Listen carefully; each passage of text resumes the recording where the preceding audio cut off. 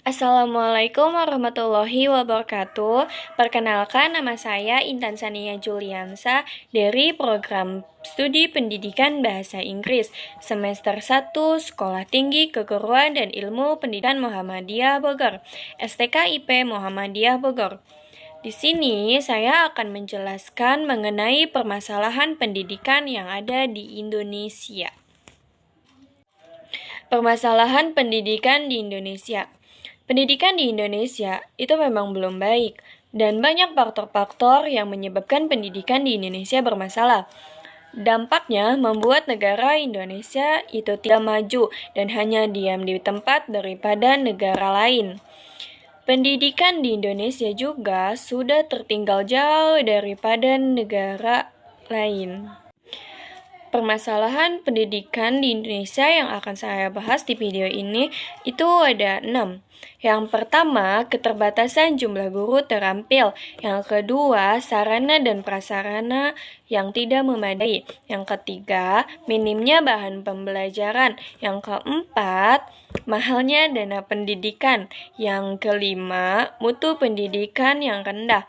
Yang terakhir, yang keenam, yaitu minoritas bagi kelompok difabel. Permasalahan pendidikan yang pertama, yaitu keterbatasan jumlah guru terampil. Entah disadari atau tidak, masalah pendidikan di Indonesia itu adanya keterbatasan jumlah guru terampil.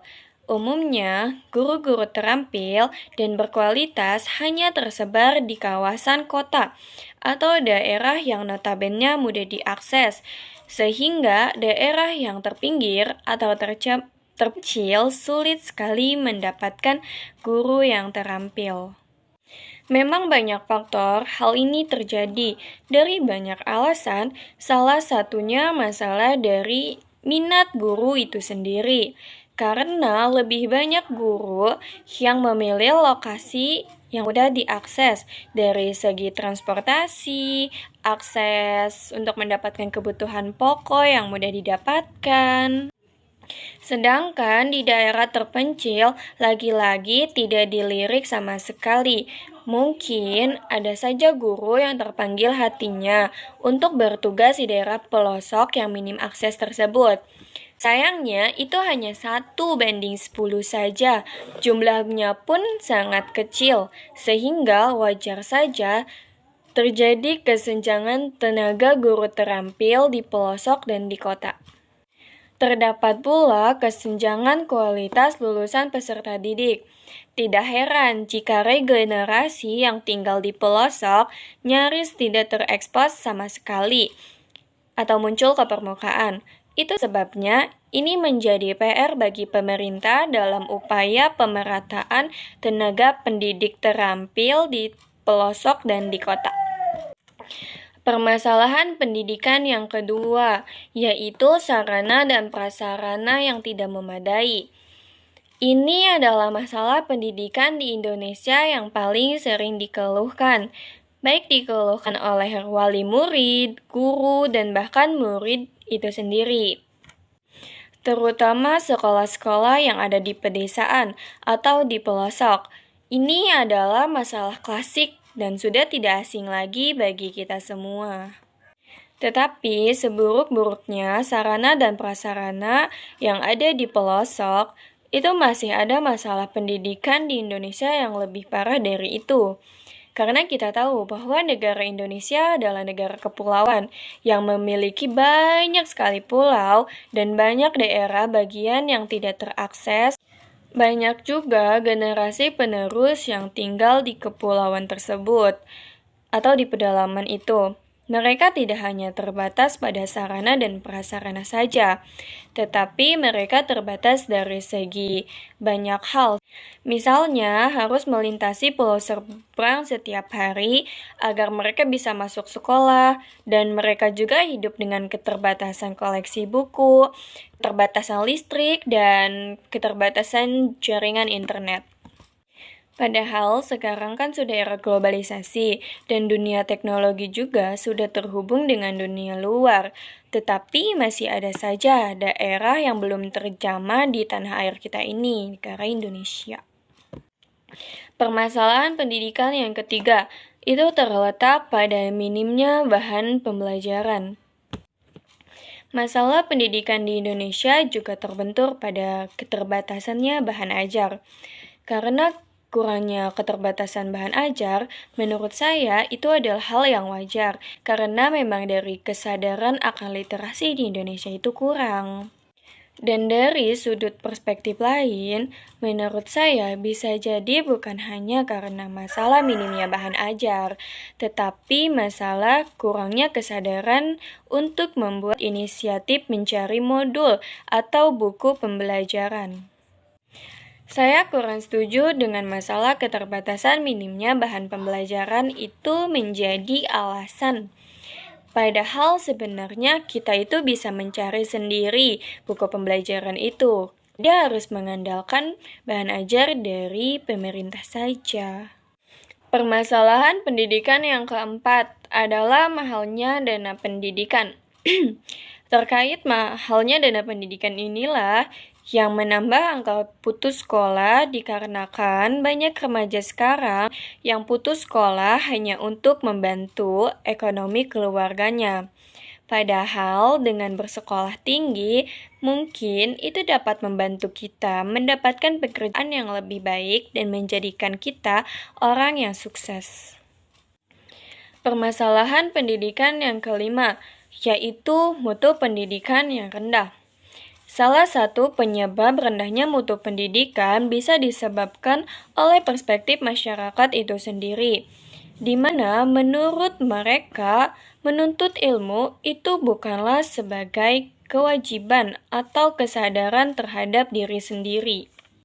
Menurut saya, belajar itu adalah sebagai kewajiban setiap masing-masing individu sebagai bekal hidup dan bekal untuk bertahan hidup dari rasa lapar. Sayangnya, belajar sebagai kewajiban kini bergeser hanya untuk mencari pangkat, gengsi, dan hanya untuk mendapatkan gelar. Dan dari sinilah awal mutu pendidikan menjadi rendah.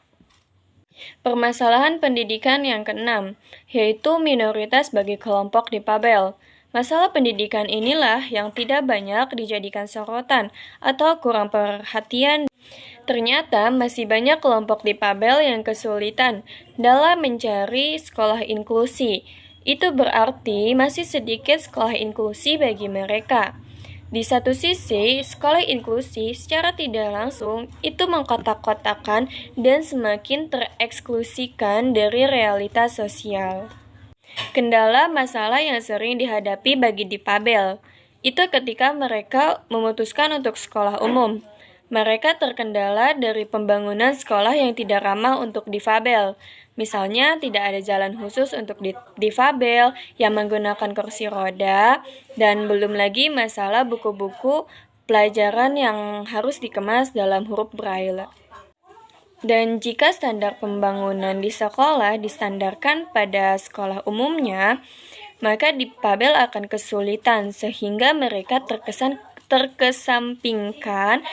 Padahal mereka itu kan sama-sama generasi penerus yang memiliki hak yang sama, memiliki peluang sukses yang sama, dan juga memiliki hak bahagia.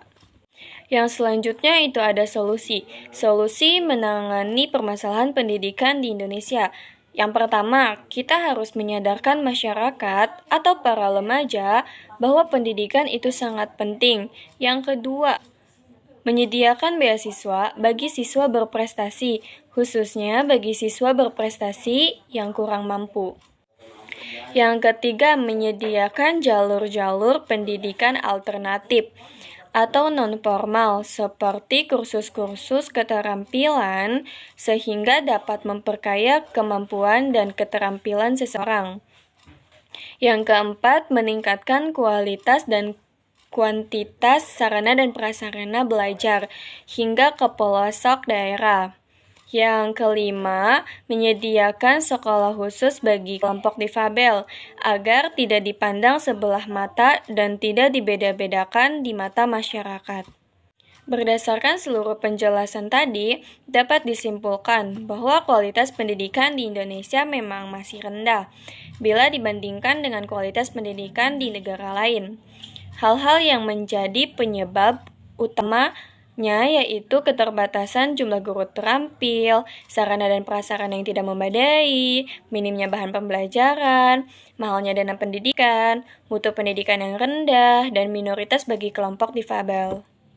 Salah satu cara yang harus dilakukan oleh masyarakat Indonesia dan bangsa Indonesia agar tidak semakin ketinggalan dengan negara-negara lain adalah dengan meningkatkan kesadaran atas pentingnya pendidikan dan meningkatkan kualitas pendidikannya terlebih dahulu.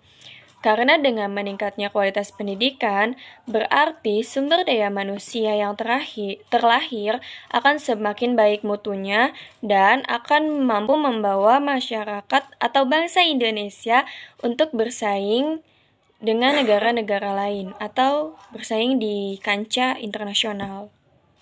Sekian penjelasan dari saya mengenai permasalahan pendidikan yang ada di Indonesia. Mohon maaf bila banyak kurangnya.